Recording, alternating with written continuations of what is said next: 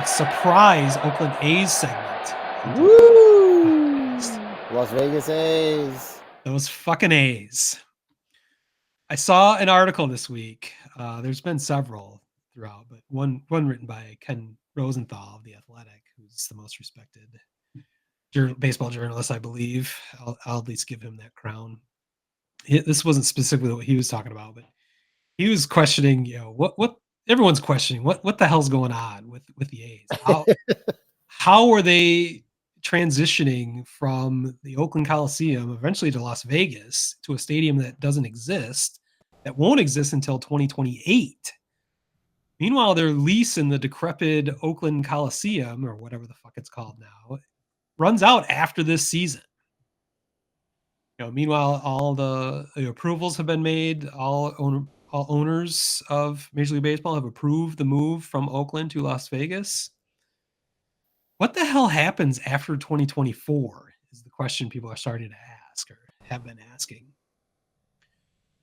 Can the A's play, in the Las Vegas, AAA team there, just outside of Vegas?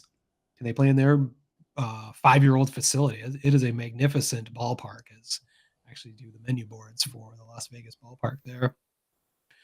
But that's a 13, 15,000 seat stadium. Is that suitable for a major league club? I'm not sure. Well, with what they've been drawing, yes. Yeah, well, yeah, exactly. But is Sacramento a possibility in their AAA facility there?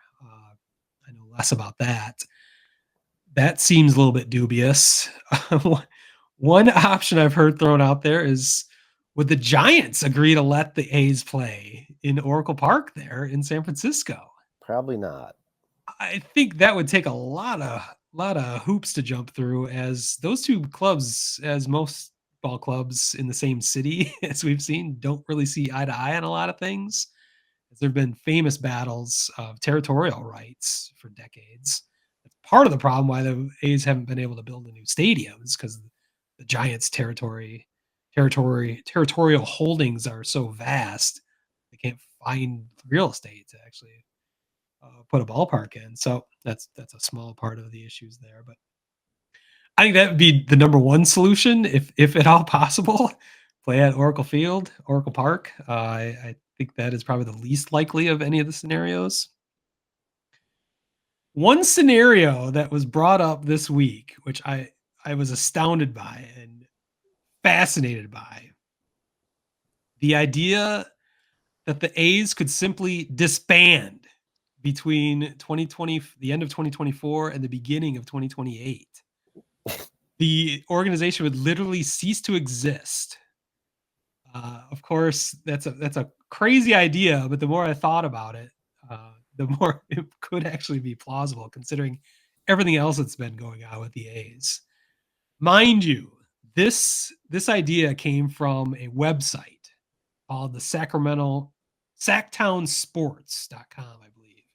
Did a little more research. That's actually a radio station in Sacramento, Sports Talk Radio, 1140 a.m. So it's not just a crackpot podcaster, blogger like you and me. Is someone with some media. It is an actual medium speculating this. They're not reporting this, but the idea, and this is where it's even more dubious. They cited a Bay Area source, said that the A's could disband after the 2024 season. And that just blows my mind. Like, it's like, all right, well, we'll see you again in 2028. Exactly. Well, I'll get to that, but the Bay Area source, I mean, it couldn't be any less credible. Technically, I lived in the Bay Area. You could be a source from the end of 2024 through the fourth quarter of 2025. So I technically could be that Bay Area source. Ridiculous to report things that way, but it's just speculation. Throwing another idea out there. It sounds ludicrous on the surface, but the more you think about it, owner John Fisher is the most frugal owner in all of baseball. We've seen this. That's why the term Moneyball exists, because he forced Billy Beane to try to field a Major League Baseball club without spending money. That's a little bit force, but we've seen that certainly in this past season where it is not a major league ball club. It is not a major league roster that they're putting on the field. They have an embarrassingly low payroll. Well, what better way to save money and be frugal than to not even have a major league roster to pay for whatsoever? Why not just disband the A's?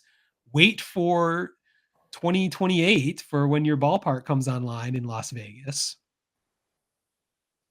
The way the speculation would work is they would have an expansion draft to repopulate the A's organization at the end of the 2027 season, which is hilarious. The idea that they would just go away and then just reform as an expansion team. But if you think about it, there's a lot of talk about a potential expansion of Major League Baseball in general back or up to 32 teams in the near future. And there's monetary reasons, lots of reasons. I believe this will happen sooner than later. Could 2028 be the right time to have an expansion draft, not just for 2 new teams, but a third team replenishing the Oakland A's, now the Las Vegas A's?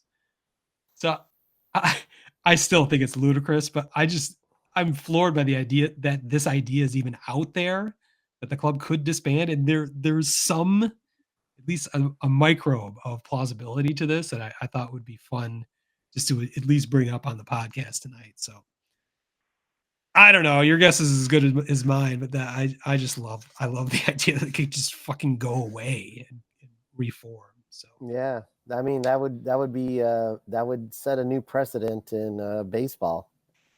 Maybe the Sox will just take a break too. Well, is it a new precedent though? The similar scenario, I guess you could say, in some aspects, would be contraction, which was discussed, I don't know, 15 years, 20 years ago with the Twins potentially being contracted. Well, yeah, I mean we lost the Expos. Well, they were moved. I mean, yeah, that franchise didn't go away; they were moved. But the similar idea that a franchise could just go away has been broached. The questions that I didn't bring up yet were, what happens to the affiliates? I happen to be directly affected by that because my business, my flagship client, is the Lansing Lugnuts, high A affiliate of the Oakland A's. So what happens to the Lugnuts if the A's just go away? Where do you reshuffle all the, there are 30 double A clubs, 30 triple A clubs. There are more high A and low A clubs. Where do those get redistributed if there's only 29 teams in baseball instead of 30? Yeah. So, I don't see it realistically happening. I know. It's a funny story though, that because it does in a weird way seem somewhat plausible just because of the state of the organization. Yes. But just that this idea could even be out there is amazing to me, and it speaks to how inept John Fisher and the A's are as an organization. I mean, you could even makeshift the football stadium to play baseball games in it in Las Vegas. No one's talked about that, but that's interesting. So yeah, they could be right back where they were, like just basically like playing in a football stadium again. Like, but considering John Fisher's disdain for spending money, his disdain for his own fans, his disdain for everything, it appears, would he be opposed to having his organization disband with the promise that it would come back? Well, I would say no, but only if he could still collect his $100 million stipend for not having a team on the field. Well, that's another question too. I'm glad you brought that up, because one thing that Ken Rosenthal actually brought up is if the A's do not play in the Bay Area, which is defined rather largely, but it does not reach Sacramento. If they don't play somewhere in the Bay Area, they lose $67 million a year of their TV deal with NBC Sports California. That's off the table. So they're motivated to stay in San Francisco, in the Bay Area at least. That's why the Oracle Park idea might actually be more plausible than we think. Maybe some of that money is paid directly from the A's to the Giants to get this to happen, because they will be missing out on that money. So even moving to Sacramento doesn't solve that issue. Moving to Las Vegas creates a whole nother issue, a new TV deal of some sort. So he doesn't have that money just dropping in his lap as you might expect. And that might be another reason disbanding could be appealing to a despot like John Fisher.